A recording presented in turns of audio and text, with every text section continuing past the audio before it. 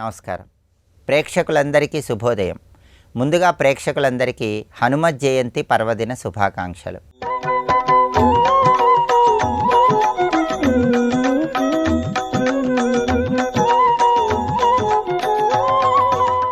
వైశాఖ మాసంలో బహుళ పక్షంలో వచ్చే దశమి తిథిని హనుమత్ జయంతి పర్వదినంగా జరుపుకోవాలని పరాశర సంహిత అనే ప్రామాణిక గ్రంథంలో చెప్పడం జరిగింది. ఈరోజు హనుమత్ జయంతి. ఈ సందర్భంగా ఆంజనేయుడిని ప్రత్యేకంగా ఆరాధన చేయటం ద్వారా, ఆంజనేయుడికి సంబంధించిన శ్లోకాలు పఠించుకోవటం ద్వారా, నైవేద్యాలు సమర్పించడం ద్వారా ఆంజనేయుడి సంపూర్ణమైన అనుగ్రహం కలుగుతుంది. మీ గృహంలో పంచముఖ ఆంజనేయ స్వామి చిత్రపటం లేదా అభయాంజనేయ స్వామి చిత్రపటాన్ని పూజామందిరంలో ఏర్పాటు చేసి ఆ చిత్రపటానికి గంధం బొట్లు, కుంకుమ బొట్లు అలంకరించి ఆంజనేయుడి చిత్రపటం దగ్గర వెండి ప్రమిదలో నువ్వుల నూనె పోసి జిల్లేడు ఒత్తులు వేసి దీపాన్ని వెలిగించాలి. హనుమత్ జయంతి సందర్భంగా 5 జిల్లేడు ఒత్తులతో దీపం పెడితే శత్రుబాధలు, దృష్టి దోషాలు వీటన్నిటి నుంచి బయటపడవచ్చు. మనోధైర్యం పెరుగుతుంది, ఆంజనేయుడి అనుగ్రహం కలుగుతుంది. అలాగే ఆంజనేయ స్వామిని ప్రత్యేకమైన పుష్పాలతో పూజిస్తే ప్రత్యేకమైన ప్రయోజనాలు చేకూరతాయి. మందార పుష్పాలతో ఆంజనేయుడిని పూజించడం ద్వారా శత్రుబాధల నుంచి బయటపడవచ్చు. సంపంగి పూలతో ఆంజనేయుడిని పూజించినట్లయితే ఉద్యోగపరమైన వ్యవహారాల్లో విజయం చేకూరుతుంది.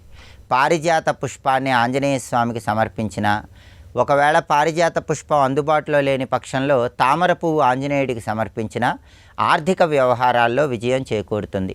శంకు పుష్పాలతో ఆంజనేయ స్వామిని పూజించినట్లయితే అష్టైశ్వర్యాలు, భోగభాగ్యాలు కలుగుతాయి. ఆంజనేయ స్వామిని పూజించేటప్పుడు ఆంజనేయుడికి సంబంధించినటువంటి హం హనుమతే నమః అనే మంత్రాన్ని 21 సార్లు, శ్రీరామదూతాయ హనుమతే నమః అనే మంత్రాన్ని 21 సార్లు పఠిస్తూ ఆంజనేయుడిని ప్రత్యేకమైన పుష్పాలతో పూజించాలి.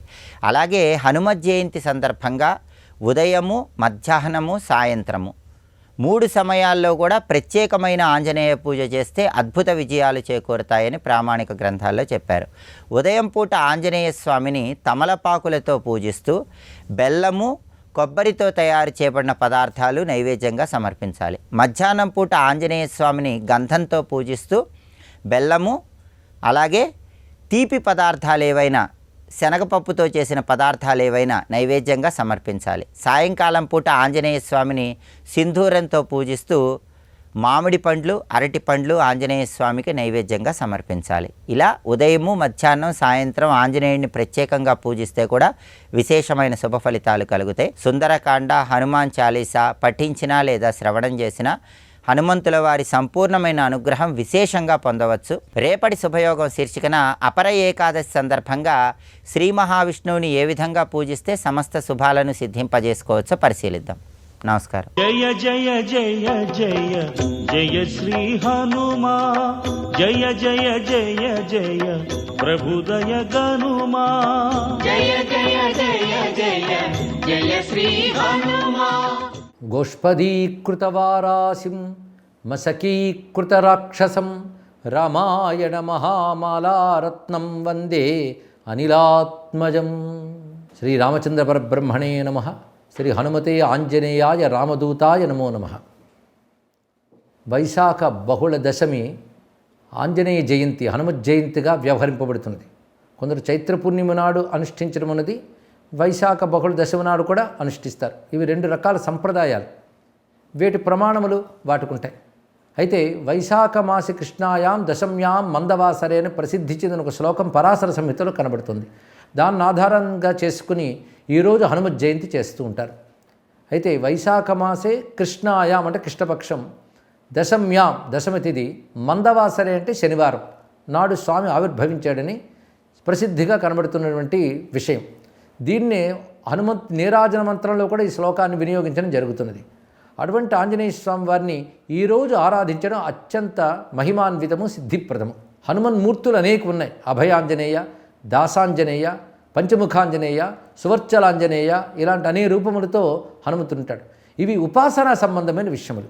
ఎందుకంటే హనుమంతుడు ఫలానా తిథినాడు పుట్టాడని రామాయణంలో లేదు. అయితే అసలు ఏదో ఒకనాడు తిథినాడు పుట్టకుండా ఉంటాడు, ఆయన పుట్టి ఉంటాడు. వాటికి ప్రమాణములు ఏమిటి? శాస్త్రమే మనకు ప్రమాణం. అదే శాస్త్ర ప్రమాణాలతో హనుమత్ జయంతిని మనం ఈరోజు నిర్వహించుకుంటూ ఉన్నాం. హనుమత్ జయంతి నాడు హనుమద్ ఆరాధన ముఖ్య కర్తవ్యం. ఆరాధన అనేటువంటిది అర్చనా రూపం ఒకటి, జపరూపం ఒకటి, ధ్యాన రూపం ఒకటి, లీలా చింతనం ఒకటి, ఈ 4 చేయాలి.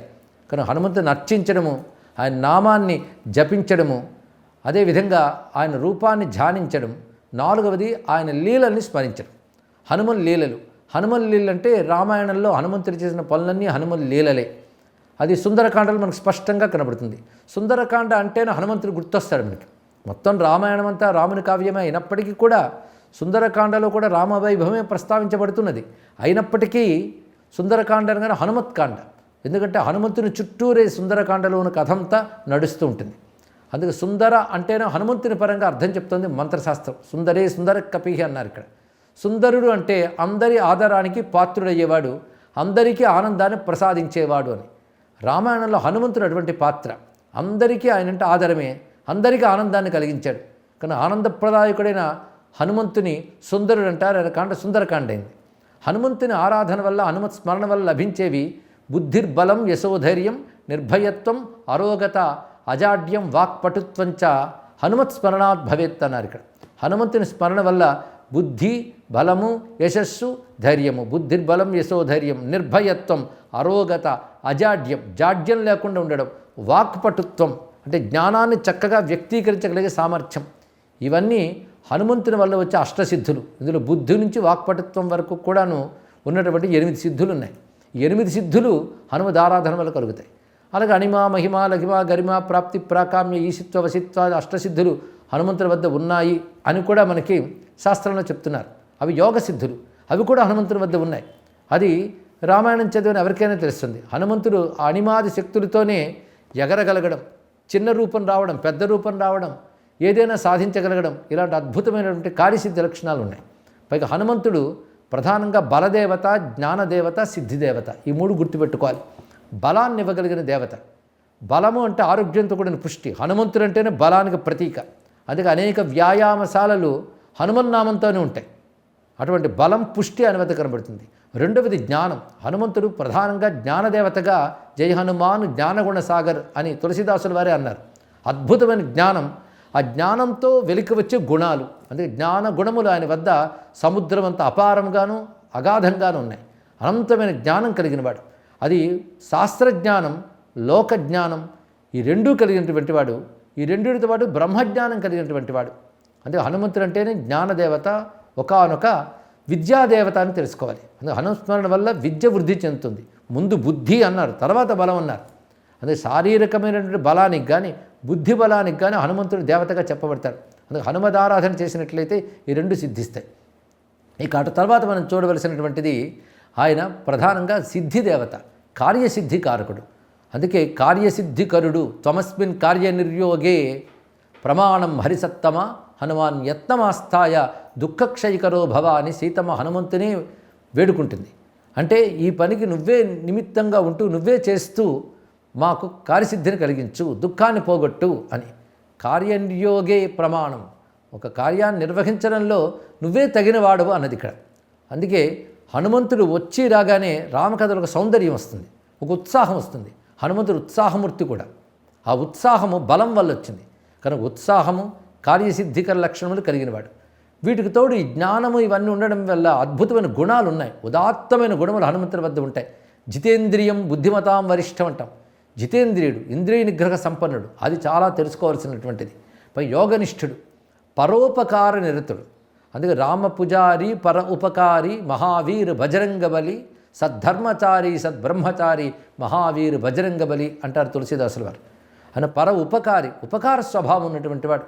రామాయణంలో హనుమంతుడు తన కోసం ఏమీ చేయలేదు, సర్వము రామకార్యంగా లోకోపకారం కోసమే చేశాడు.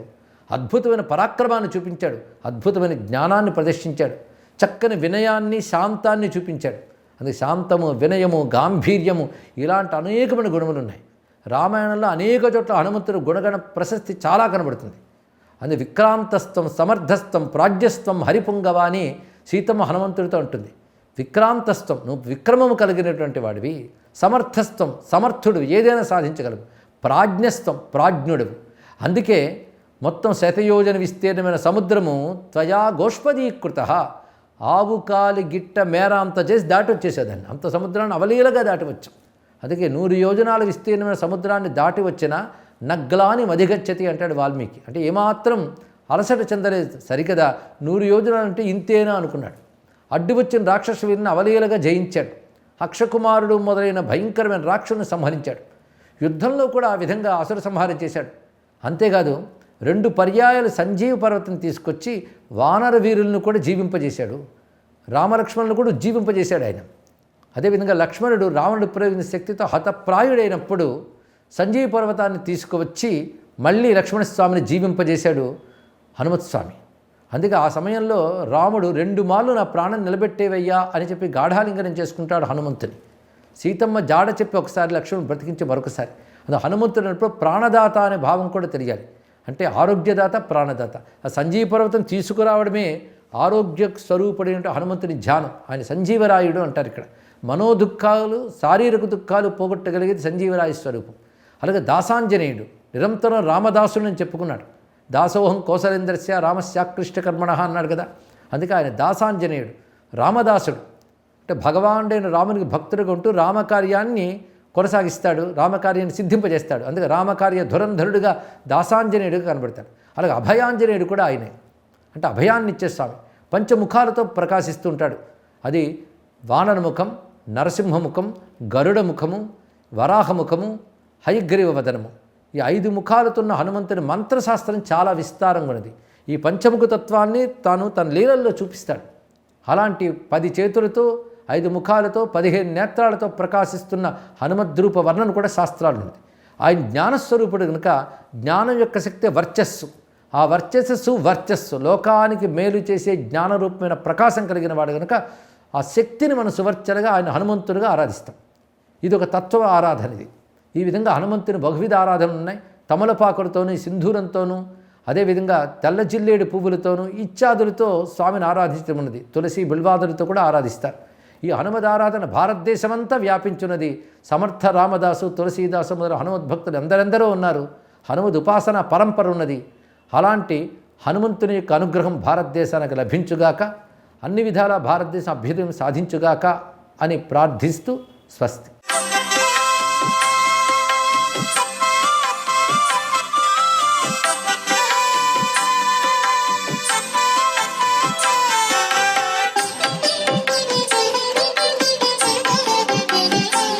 ఓం నమో నారాయణాయ. ఓం నమః శివాయ. శ్రీమాత్రే నమః. ఈరోజు హనుమత్ ఆరాధన అనేటువంటిది చాలా విశిష్టవంతమైన ప్రభావాన్ని ఇస్తుంది. హనుమంతుల వారి యొక్క జన్మ వృత్తాంతం సాక్షాత్తు ఆయన శివాంశ సంభూతుడు కదండి. ఈ యొక్క ఆంజనేయ స్వామివారు రామేశ్వరంలో కూడాను సీతామహాదేవి శివలింగాన్ని ప్రతిష్ఠించేటువంటి తరుణం ఆసన్నమైనప్పుడు ఆయన ఎక్కడికో వెళ్ళి తీసుకొచ్చేటువంటి లింగం కోసం వెళితే కాలం ఆసన్నమైంది, ముహూర్తం దాటిపోతుందని సైకత లింగంతోనే ప్రతిష్ఠ పూర్తి చేసిన పిదప ఆంజనేయ స్వామి వారు తెచ్చిన లింగాన్ని మరొక చోట ఉంచి దానికి విశిష్టవంతమైనటువంటి ప్రభావాన్ని కల్పించినటువంటి కథానికలు కూడా ఉన్నాయి. అంటే ఈయన ఆంజనేయ స్వామి వారు కూడా శివుణ్ణి ఆరాధన చేసినటువంటి వాడే. ఇక్కడ సాక్షాత్తు శ్రీరామచంద్రమూర్తే శివలింగ ప్రతిష్ఠ చేశాడు. నేటికి కూడా అక్కడ మనం అద్భుతవంతమైన ప్రభావాన్ని రామేశ్వరంలో దర్శిస్తాం. ఏది ఏమైనప్పటికీ కూడాను హనుమత్ జయంతి నాడు హనుమంతుని యొక్క దివ్యవంతమైన కథలు మన్నం చేసుకుంటే మనకు గొప్ప విశేషకరమైనటువంటి సంస్కారం వచ్చి తీరుతుంది. ఈరోజు గురువారం. గు అంటే మాయ, అంధకారం. ఈ గు అనేటువంటి అక్షరంలో ఉన్నటువంటి అంధకారాన్ని తొలగించేది ఎవరయ్యా అంటే ఋషితత్వంలో ఉన్నటువంటి గురువు. అందుకే గురువే సర్వలోకానాం విషజే భవరోగిణాం అన్నారు. గురువారం నాడు ఎవరైతే దక్షిణామూర్తి స్వామి వారిని ఆరాధన చేస్తారో వారికి అంధకారబంధురమైనటువంటి అజ్ఞానం తొలగిపోయి జ్ఞానవంతమైనటువంటి జ్యోతి ప్రకాశిస్తుంది అని చెప్పేసి మనం ఈ రోజున సర్వ వ్యాపి కారకుడైనటువంటి పరమేశ్వర స్వరూపతత్వంలో దాగిన జ్ఞానానందతత్వంలో ఉన్నటువంటి ఆ యొక్క దక్షిణామూర్తి స్వామివారిని ధ్యానం చేయవలసిన సుదినం. సర్వే జనా సుఖినో భవంతు.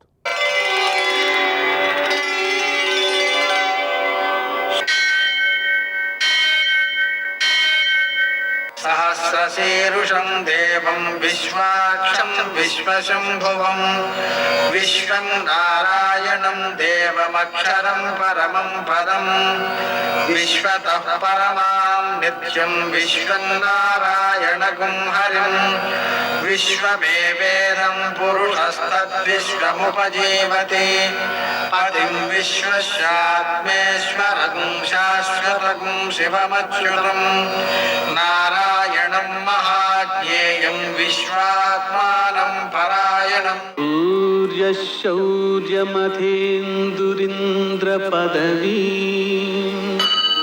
సన్మంగళం మంగళం. నమస్తే భగవందేవ దత్తాత్రేయ జగత్ప్రభో సర్వబాధ ప్రశమనం కురు శాంతిం ప్రయచ్చమే. నేటి కాలమాన విశేషాలను గమనిద్దాం. స్వస్తిశ్రీ చాంద్రమాన విశ్వావసనామ సంవత్సరం ఉత్తరాయణం వసంత ఋతువు వైశాఖ మాసం కృష్ణపక్షం గురువారం. సూర్యోదయం 5:46 సూర్యాస్తమయం 6:39 తిథి దశమి రాత్రి 1:09 వరకు, నక్షత్రం పూర్వభాద్ర సాయంకాలం 5:41 వరకు, వర్జం రాత్రి 2:36 నుంచి 4:05 వరకు, దుర్ముహూర్తం ఉదయం 10:04 నుంచి 10:55 వరకు, మరల మధ్యాహ్నం 3:13 నుంచి 4:04 వరకు, అమృతకాలం ఉదయం 10:05 నుంచి 11:36 వరకు, రాహుకాలం గురువారం కాబట్టి మధ్యాహ్నం 1:30 నుంచి 3 గంటల వరకు, అష్టకవర్గరీత్యా శుభప్రదమైన సమయం ఉదయం 11:15. నేటి విశేషం అష్టకవర్గరీత్యా శుభప్రదమైన సమయం అమృతకాలము కలిసి వచ్చిన శుభ సందర్భంలో ఔషధములు కొనుక్కోలేని అనారోగ్యవంతులైన వ్యక్తులను కనిపెట్టి వారికి వైద్యం చేయించడం ద్వారా 1,000,000 కపిల గోదానములను చేసిన ఫలితము 1,000,000 రెట్లు వస్తుంది. వారికి అభయదానం చేయడం ద్వారా ప్రపంచంలో ఉండేటువంటి సకల పుణ్యాలు 16 రెట్లుగా వస్తాయి. అలాగనే ఈరోజు హనుమత్ జయంతి సందర్భంగా హనుమంతుణ్ణి పూజ చేసుకోవడం ద్వారా అన్ని కార్యాలు సిద్ధిస్తాయి. విశేషించి అసాధ్య సాధక స్వామిన్ అసాధ్యం తవ కిం వద రామదూత దయా సింధో ధర్మరక్షాంకురు ప్రభో. ఈ మంత్రాన్ని ఈ రోజంతా చేసుకోవడం చాలా మంచిది. ప్రతిరోజు కూడా ఉదయం 5 నుంచి 6 వరకు చేస్తుంటే మనకు అసాధ్య కార్యాలు కూడా సుసాధ్యమైపోతాయి. విశేషించి ధర్మ రక్షణ కలుగుతుంది. మనం ధర్మం ఆచరించగలుగుతాం. మన చుట్టూ ఉండే వ్యక్తులు అందరూ కూడా ధర్మాన్ని ఆచరించేవారుగా తయారవుతారు. ఆ విధంగా ధర్మం రక్షితమవుతుంది. ఇది వర్తమాన కాలంలో అత్యవసరమైనటువంటి కార్యక్రమం. నేటి ఆణిముత్యాలు.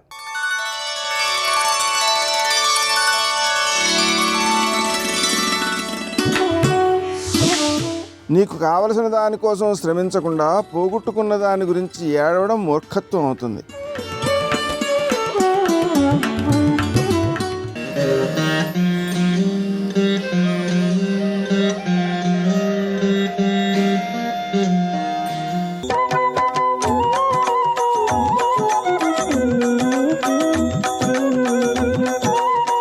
మనోజవం మారుతతుల్యవేగం జితేంద్రియం బుద్ధిమతాం వరిష్టం వాతాత్మజం వానరయూధముఖ్యం శ్రీరామదూతం శిరసా నమామి. హనుమ మహాబలవంతుడు, అపార తేజోమూర్తి. ఆ తేజస్సు యశస్సు కలిగిన దివ్య సన్నిధిగా సికింద్రాబాద్ తాడుబందు ఆంజనేయుడు ప్రకటితమవుతున్నాడు. తాడుబందు చౌరస్తాకు అతి సమీపంలో సువిశాలమైన లోగిలిలో ఈ ఆలయం అలరారుతోంది. ప్రధాన ఆలయం ముంగిట 5 అంతస్తులతో కూడిన మహారాజగోపురం శిల్పకళా సమన్వితంగా ప్రకటితమవుతోంది. మహారాజు గోపురం గుండా భక్తులు ప్రధాన ఆలయ ప్రాంగణానికి చేరుకుంటారు.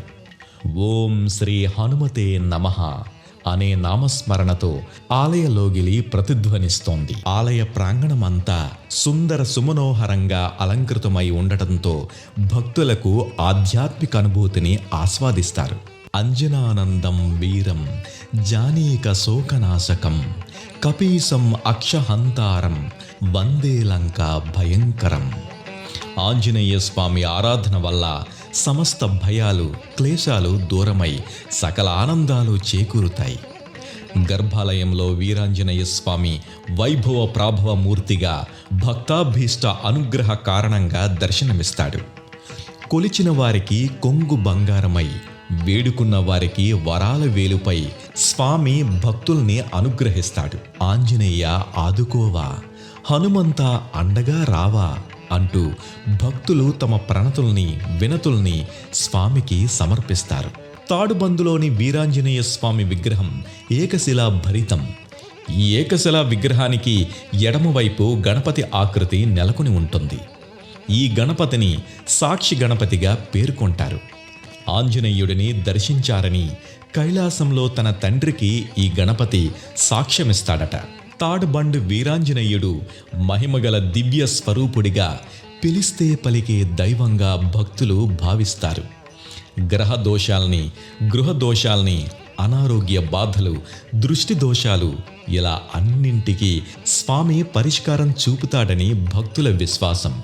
అందుకే ఆలయ ఆవరణలోనే దీక్షగా 41 రోజులు ఉండి మండల దీక్ష పూర్తి చేస్తారు. చైత్ర శుద్ధ పౌర్ణమి హనుమత్ జయంతిగా హనుమద్ విజయోత్సవంగా నిర్వహిస్తారు. చైత్ర పౌర్ణమి నాడు దీక్ష చేపట్టి భక్తులు హనుమత్ జయంతోత్సవమైన వైశాఖ బహుళ దశమి నాడు దీక్షను విరమిస్తారు. ఈ ఉత్సవాలలో భాగంగా స్వామి వాహనమైన ఒంటెపై వీర హనుమ ఉత్సవమూర్తిని ఊరేగిస్తారు. ఒంటె ఆకృతి స్వామి గర్భాలయం ఎదురుగా ఉన్న ముఖమండపంలో సైతం గోచరమవుతోంది. జై శ్రీరామ్, జై భజరంగబలి, జై వీర హనుమాన్ వంటి నామాలు ఈ లోగిలిలో ప్రతిధ్వనిస్తాయి. ఈ ఆలయ లోగిలిలో పాలరాతి మూర్తులుగా శోభిల్లుతున్న శ్రీ హనుమ సహిత సీతారామలక్ష్మణుల దివ్యమూర్తులు ఉపాలయంలో పూజలందుకుంటున్నారు. తాడుబండు వీరాంజనేయ దర్శనం సమస్త శుభమంగళదాయకం.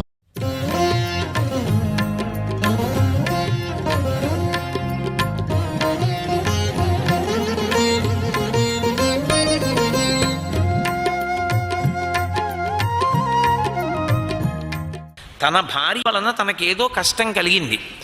పురుషుడు ఏ కారణం చేత దానిని ఎవరినీ సంప్రదించడానికి వీల్లేదు, నిషిద్ధం.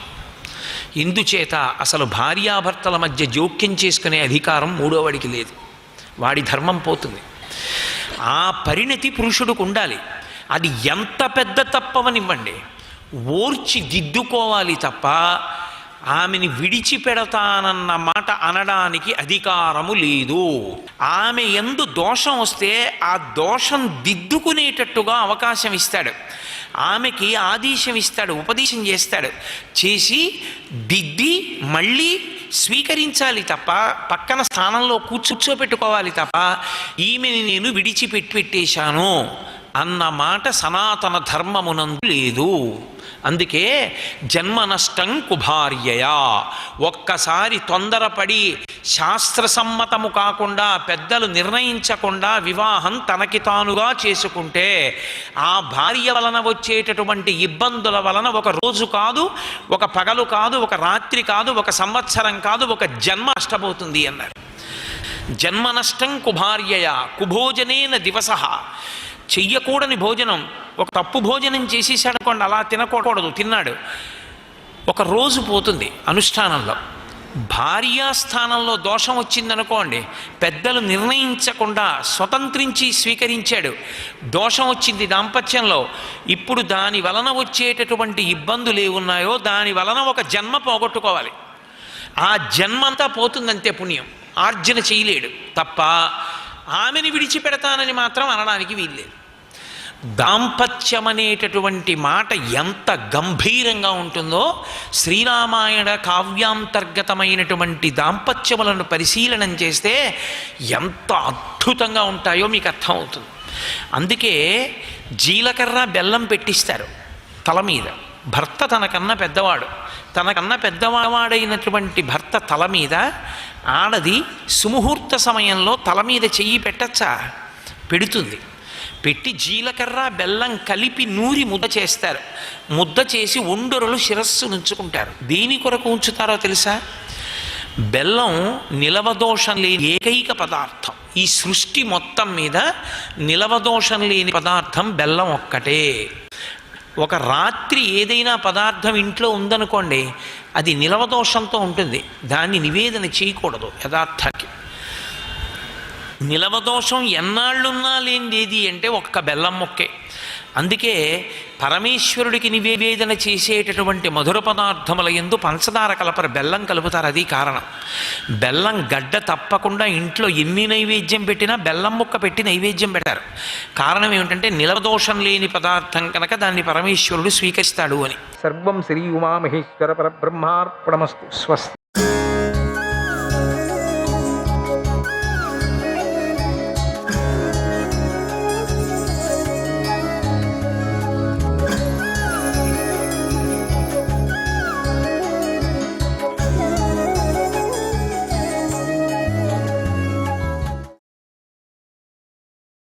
భోజనానికి కూర్చున్నప్పుడు, నిద్రపోతాను అనేటప్పుడు ఇట్లా పొడుస్తూ ఉంటాడు. ఎంత పని చేశావు నువ్వు? వదిలేసి వచ్చేదానివి కదా, ఇంకొక స్త్రీని పెట్టొచ్చావే పని లేక. ఈ సూటిపోటి మాటలకు తట్టుకోలేకపోయింది. తల్లి కూడా ప్రారంభం చేసుకుంది. తల్లి ఒకవేళ ప్రారంభం చేయకూడదు, ఎప్పుడు చేయదు. తల్లి ఎప్పుడు కూతురు తట్టే కదా ఉంటుంది. కానీ ఈ దెబ్బతో ఎందుకో తెలియదు, తల్లి కూడా ప్రారంభం చేసుకుంది. మిగతా వాళ్ళకి పెళ్ళిళ్ళు చేద్దాను ఇట్లుంటే అని ప్రారంభం చేస్తుంది. సూటి మాటకు తట్టుకోలేకపోయింది. సంజ్ఞాదేవి తండ్రికి కూడా చెప్పకోకుండా పుట్టింటిలోంచి పారిపోయింది. ఇంకెందుకు ఇక్కడ ఉండేం ప్రయోజనం, నాకు ఇక్కడ పుట్టింట్లో స్థలం దొరుకుతుంది అనుకున్నా. ఈ అనుకోని పరిణామానికి తల్లడిల్లినటువంటి విశ్వకర్మ క్రమంగా తేరుకొని ఈ పిల్ల ఎటుపోయిందా అని దివ్య దృష్టితో చూశాడు. ఎట్లయినా కూడా తండ్రే కదా, ఎక్కడికి వెళ్ళిపోయిందబ్బా? ఎందుకంటే 3 లోకాలు తిరిగేటువంటి శక్తి ఉంది కదా ఇవిడికి. మనమైతే ఇక్కడి నుంచి ఆ ఇంటికి, అక్కడి నుంచి ఈ ఇంటికి ఇంతే కదా, అది కాదు కదా అని దివ్య దృష్టితో చూశాడు. సంజ్ఞాదేవి అడవిలో ఆడ గుర్రం రూపం ధరించి ఒక కారడవిలో గడ్డి మేస్తూ జీవించడం ఆయన దివ్య నేత్రానికి కనిపించింది. ఒక గుర్రంగా మారిపోయింది. ఒక చీకటి అడవిలో గడ్డి మేస్తూ ఉండిపోయింది. తండ్రి ఆ దివ్య దృష్టితో చూశాడు ఆ గుర్రాన్ని. ఆ తండ్రి కొంచెం ఆలోచించాడు. ఈ సమస్యకు కాలమే మంచి పరిష్కారం చూపిస్తుందని భావించి మౌనంగా ఉండిపోయాడు. పరమాత్ముడే దిక్కు అనుకొని ఊరికే ఉండిపోయారు. అక్కడ సూర్యలోకంలో వివస్వంతుడు ఛాయాదేవి సంజ్ఞాదేవి అనుకొని మామూలుగానే జీవించసాగాడు. ఏదో డౌటే రాలేదు ఈయనకి. ఈయన దివ్య పురుషుడే, కానీ ఎందుకో డౌట్ రాలేదు. ఎందుకంటే అన్ని ఆ శక్తులు ఉన్నాయి కదా, ఈవిడికి కూడా అదే శక్తి ఉంది. ఛాయా వివస్వంతులకు వాళ్ళిద్దరికి ఒక మగపిల్లవాడు పుట్టాడు. యోగశక్తితో, మామూలు గర్భంలో కాదు, యోగశక్తితో పుట్టాడు. ఇతను రంగులో తన పెద్ద అన్నగారైనటువంటి వైవస్వత మనువుతో సమానంగా ఉన్నాడు. అందువల్ల ఇతనికి సావర్ణుడు అని పేరు పెట్టారు. వివస్వంతుడి 2వ కుమారుడి పేరు యముడు. అతను చిన్నతనంలో కొంచెం అల్లరిగా ఉండేవాడు ఆ యముడు. ఆ అల్లరి ఛాయాదేవికి నచ్చేది కాదు. ఎట్లయినా సవతి కొడుకు కదా, ఏం చేస్తావు? దానికి తోడు తనకంటూ సొంతంగా ఒక కొడుకు పుట్టినా దగ్గర నుంచి ఆవిడ ప్రవర్తన పూర్తిగా మారిపోయింది. మొదట్లో కొంచెం ఏదేదో దగ్గరగా ఉండేది. సొంతంగా కొడుకు ఎప్పుడు పుడుతూనే స్వభావం అంతా మారిపోయింది. ఆమె తన సొంత కొడుకు ఒక్కడనే గారాభం చేస్తూ ఉండేది. మిగిలిన 3 పిల్లల్ని గట్టిగా దండిస్తూ ఉండేది. పెద్దదాని యొక్క 3 పిల్లల్ని. చిన్న పిల్లలకు తల్లిదండ్రులు చూసే తారతమ్యాలు త్వరగానే అర్థమైపోయాయి. మనని ఎందుకు ఇట్లా చూస్తున్నారు వీళ్ళు, మన 3 వేరే విధంగా చూస్తున్నారే, ఎందుకు అర్థం కాలేదు వీళ్ళకి. కానీ ఇప్పుడు అర్థం అవుతూ ఉన్నది. పిల్లల్లో మొదటి 3కి తమ అమ్మ కడసారి వాడి మీదే ఎక్కువ ప్రేమగా ఉంటుందని బాగా అర్థమైపోయింది. ఈ భేద దృష్టిని తక్కిన పిల్లలిద్దరూ కూడా ఇద్దరు తట్టుకున్నారు. యముడు మాత్రం తట్టుకోలేకపోయాడు. యముడికి గారాభావం కావాలా, ఇప్పుడు దగ్గర తీవటం లేదు, మాట్లాడటం లేదు. యముడు మాత్రం చాలా కోపం వచ్చేసి ఒక రోజున కోపం ఎక్కువైపోయింది. ఆటకాయతనంగా ఏం చేశాడు, తంతానని తల్లి మీది కాలెత్తాడు ఒక్కపారి. నిజంగా తన్నలేదు, మామూలు కోపం వస్తుంది తంతానంటారే, తంతానన్నాడు. అంత మాత్రానికే అగ్గి మీద గుగ్గిలమైనట్టు ఛాయాదేవి, అగ్ని మీద సాంబ్రాణి వేస్తే ఎట్లా పొగ వస్తుందో అట్లా పొగ వచ్చేసినట్టుగా ఛాయాదేవికి విపరీతమైన కోపం వచ్చింది. ఇంత చాలు, ఈ సందు దొరికితే చాలు అనుకుంది. నీ కాళ్ళు తెగ పడుగాక అని చెప్పింది. తెగిపోను నీ కాళ్ళు. పిడుగు లాంటి ఈ శాపానికి వెంబెలెత్తిపోయినటువంటి యముడు సరాసరి తండ్రి దగ్గరికి వెళ్ళి జరిగింది జరిగినట్లుగా చెప్పి నాకు శాప పరిహారం చెప్పు అని ప్రార్థించాడు. నేను తన్నలేదు, నీ కోపంతో అన్నాను, నన్ను గారాభంగా చూడటం లేదు, నా మీద ప్రేమ లేదు అని మనసు కష్టమే నేను అట్లా అన్నాను. కాళ్ళు లేకోకుండా శపించేసింది, నాకు ఈ శాపం పరిహారం చేసి. వివస్వంతుడు లోతుగా ఆలోచించి, నాయనా నువ్వు సహజంగానే ధర్మాత్ముడివి, కానీ తొందరపడి తల్లి మీద కాలెత్తావు. పుత్రుడు ఎన్ని తప్పులు చేసినా తల్లి శపించదు. పుత్రులు చెడ్డవాళ్ళుగా ఉంటారే గాని తల్లి చెడ్డదిగా ఉండదు.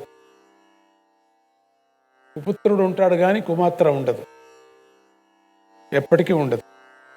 మంచి తల్లే ఉంటుంది. అపత్యం దురపత్యం స్యాత్ నాంబా కుజననీ భవేత్. కానీ ఈ తల్లి శాపం శక్తి రూపంగా నిన్ను ఆవరించడం నాకు కనిపిస్తుంది. అది ఆశ్చర్యంగా ఉంది. అయినా నీకు నేను ఒక పరిహారం చెబుతాను. కొన్ని క్రూర క్రిములు నీ పాదంలోకి దూరి మాంసఖండాలను పీక్కొని భూమిలోకి వెళ్ళిపోతాయి. ఆ బాధ నీవు కొంచెం భరించు, దానితో నీ తల్లి శాపం తీరిపోతుంది. ఇంతే. కొన్ని క్రిములు వచ్చి నిన్ను తింటాయి, నీ కాళ్ళను తింటాయి, అంతటితో నీ శాపం పోతుంది అని సమాధానం చేశాడు. నారాయణ నారాయణ నారాయణ, హరే కృష్ణ. ఆయన నీ తల్లి నిన్నెందుకు శపించిందో నేను కనుక్కుంటాను. ఇక్కడ ఏమిటో జరుగుతున్నది. ఇక్కడ ఏదో మొదటి మాత్రం లేదు, ఇప్పుడు వచ్చింది దీనికి అనుమానం, ఇంతవరకు రాలేదు. దీంతో వచ్చింది అనుమానం. వివస్వంతుడు యముడితో ఇలా ప్రసంగించి సరాసరి ఛాయాదేవి దగ్గరికి వెళ్ళాడు. తల్లికి పిల్లలందరూ సమానమే కదా, నీవు కడసారి వాడి మీద ఎక్కువ పక్షపాతంగా ఉంటున్నావని తెలుస్తుంది. ఈయనకు ఒక డౌట్ పుట్టుకుంది. ఎందుకు ఇట్లా తల్లి శపించింది? తల్లికి పిల్లలందరూ కూడా సమానమే కదా, నీవు కడసారి వాడి మీద ఎక్కువ పక్షపాతంగా ఉంటున్నావని బాగా తెలుస్తుంది, ఎందుకు ఇలా చేస్తున్నావు అని గద్దరించాడు. బాగా గద్దించి పెట్టేశాడు, అంటే భయపడించాడు. ఛాయాదేవి నోరు మెదపలేదు. వివస్వతుడు రకరకాలుగా అడిగి చూశాడు. ఛాయాదేవి ముఖం పక్కకు తిప్పుకొని బుసలు కొడుతూ ఊరుకో ఉండిపోయింది. అని బుసలు కొడుతూ ఉంది, కోపంగా ఉంది. అప్పుడు వివస్వతుడు మండిపడి ఆమె జడకొప్పును చేత్తో పట్టుకున్నాడు. ఎందుకు ఇలా చేస్తున్నావు? నిజం చెప్పు, లేకపోతే నిన్ను నేను శపిస్తాను అని క్రూరంగా గర్జించాడు. నా జడ జుట్టు ఎవడు పట్టుకుంటాడో అప్పుడు చెప్పేస్తానని. దానితో ఛాయాదేవి మొట్టమొదట పెట్టిన షరత్తు పూర్తిగా నెరవేరినట్లయింది. అందువల్ల ఆమె ఇక సందేహించకుండా జరిగిన కథంతా వివరించి చెప్పేసి, ఇట్లా జరిగింది, నేను నిజమైనటువంటి భార్య కాదు, నేను మాయా భార్య, ఛాయ నీడలో పుట్టినటువంటి భార్య నేను. ఆ వృత్తాంతం విని వివస్వంతుడు నీరు గారిపోయాడు. అరరే, నా తేజస్సు అంత దుర్భరంగా ఉంటే ఆ సంజ్ఞాదేవి నాతోనూ చెప్పి ఉండవచ్చు కదా, ఇంత పని చేసిందేమిటి అని కోపంగా మామగారి ఇంటికి వెళ్ళి ఆ మాటే అడిగాడు. పరిగెత్తి వెళ్ళాడు మామగారి ఇంటికి, చూడాలా అని చెప్పేసి అనిపించింది. ఎంత పని చేశావు, నాతో చెప్పచ్చు కదా, నా తీక్షణమైనటువంటి వేడి నాతోనే పలకచ్చు కదా, నువ్వు చెప్పకోకుండా ఈ పని ఎందుకు చేశావు అని పరిగెత్తాడు. మామగారు విశ్వకర్మ కోపంగా ఉన్నటువంటి సూర్యుణ్ణి బాగా గౌరవించాడు. చల్లపరిచి ఇలా విన్నవించుకున్నాడు. సూర్యదేవా, మా అమ్మాయి చిన్నపిల్ల, తప్పు చేసింది, కానీ నువ్వు దాని ఇబ్బందులను సహృదయంతో పరిశీలించాలి. ఇంత దూరంలో కూర్చున్నవు నాకే నీ తేజస్సు దుర్భరంగా ఉంది, నాకు భరించలేను, అంత వేడి నీది. లేత తమలపాకులాగా ఉన్న ఆడపిల్ల ఇంత వేడిని తట్టుకోగలదా? నేత తమలపాకు పోల్చుకున్నాడు తన కూతురు. తట్టుకుంటుందే, మాడిపోతుంది కదా. నేను మా సంజ్ఞను సమర్థించడం లేదు, నేను ఆవిడ తట్టు నేను మాట్లాడటం లేదు, కానీ అది ఇప్పుడు మెట్టినింటి స్నేహము లేక, పుట్టింటి స్నేహము లేక, ఏ దిక్కు లేక ఆడగుర్ర రూపం ధరించింది. అడవిలో గడ్డి మేస్తూ యోగాభ్యాస పారాయణురాలై ఉన్నది. నా దివ్య దృష్టితో నేను చూశాను. ఆ పిల్ల చిక్కిపోయి దీనురాలై దిగులుగా కాలక్షేపం చేస్తుంది.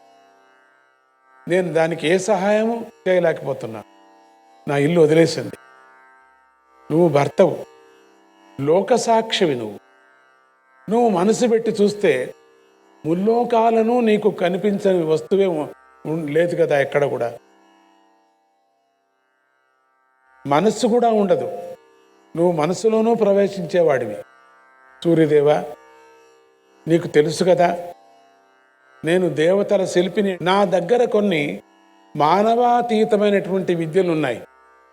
నువ్వు దయతో అంగీకరిస్తే నీ ఒంటి వేడిని, నీ తేజస్సును కూడా తగు మాత్రంగా తగ్గించి నిన్ను ఆకర్షణీయంగా తయారు చేయగలను. అయితే దానికి నువ్వు కొంచెం బాధ ఓర్చుకోవలసి ఉంటుంది. తర్వాత నీ దయ, నీ ఒక తేజస్సు ఉంది కదా, దానికి నేను సరిచేయటానికి నా దగ్గర కొన్ని యంత్రాలు ఉన్నాయి, మాయా యంత్రాలు. విశ్వకర్మ కదా, దేవతల యొక్క ఇంజనీర్ కదా విశ్వకర్మ. దేవత లోకాలనే సృష్టించేవాడు కదా విశ్వకర్మ. విశ్వకర్మ ఇట్లా మాట్లాడుతుండగానే వివస్వంతుడు దివ్య దృష్టితో తన భార్య దీన దశను పరిశీలించాడు. దయాభావంతో మనసులో కరిగి నీరైపోయాడు. వివస్వంతుడు ఒక క్షణం ఆగి, ఎంత బాధ అయినా ఓర్చుకుంటా, ఏమి చెయ్యాలో మీరు చేయండి అన్నాడు. నన్ను ఏం చేస్తారో చేయండి అన్నాడు. బాధ అయినా పర్వాలేదు. అప్పుడు విశ్వకర్మ సూర్యుని భూమికి సమాంతరంగా గిర్రున తిరిగే ఒక చక్రం మీద కూర్చోబెట్టి సూర్యుని శరీరానికి ఛత్రిక పెట్టసాగాడు. అంటే సానబట్టాడు అని అర్థం. అయితే విశ్వకర్మ సూర్యుడు తిరుగుతున్న చక్రం కింద ఒక యంత్రమయమైనటువంటి వస్త్రం లాంటిది పరిచి సూర్యుడిలో నుంచి రాలి పడుతున్నటువంటి వజ్రశిలల వంటి కాంతి ఖండాలను అటు ఇటు పోకోకుండా పోగు చేసి ఏర్పాటు చేశాడు. సూర్యుడి కాంతి నుంచి పడేటువంటి ఆ మొక్కలు అంటామే అవన్నీ కొంతసేపటికి చిత్రిక పట్టడం పని పూర్తయిపోయింది. ఆ తేజస్సును చిత్రిక పట్టేశాడు. అప్పుడు విశ్వకర్మ ఔషధ మిశ్రితమైనటువంటి గంధాలు తెచ్చి సూర్యుడికి ఒళ్ళంతా పూసి ఆయనకు శరీర బాధలు పోయేటట్టు కూడా చేశాడు. ఆ తర్వాత పూలమాలలతోనూ నూతన సువర్ణ కిరీటాలతోనూ సూర్యుడిని అలంకరించాడు. సూర్యుడు తనలో నుంచి రాలిపడ్డ కాంతి కాండాల వంక ఆసక్తిగా చూడసాగాడు. తన శరీరం నుంచి పడినటువంటి ముక్కలు చిన్న చిన్న ముక్కలు ఉన్నాయి కదా, దాన్ని అట్లా చూస్తున్నాడట. ఇంతలో విశ్వకర్మ ఆ కాంతి కాండాలకు అంతా పోగు చేసి వాటిలో నుంచి 12 మానవాకారాలను తయారు చేశాడు. 12 ఆకారాలను తయారు చేశాడు. ఆ 12 అన్ని విధాల అసలు సూర్యుడి పోలికతోనే ఉన్నారు. విశ్వకర్మ వారికి దాత, అర్యమ, మిత్రుడు, వరుణుడు, అంశుడు, భగుడు, ఇంద్రుడు, వివస్వంతుడు, పూష, పర్జన్యుడు, త్వష్ట, విష్ణు అని పేర్లు పెట్టాడు. చివరివాడు విష్ణువు, అందరికంటే అధిక తేజస్సుగా ఉన్నవాడు.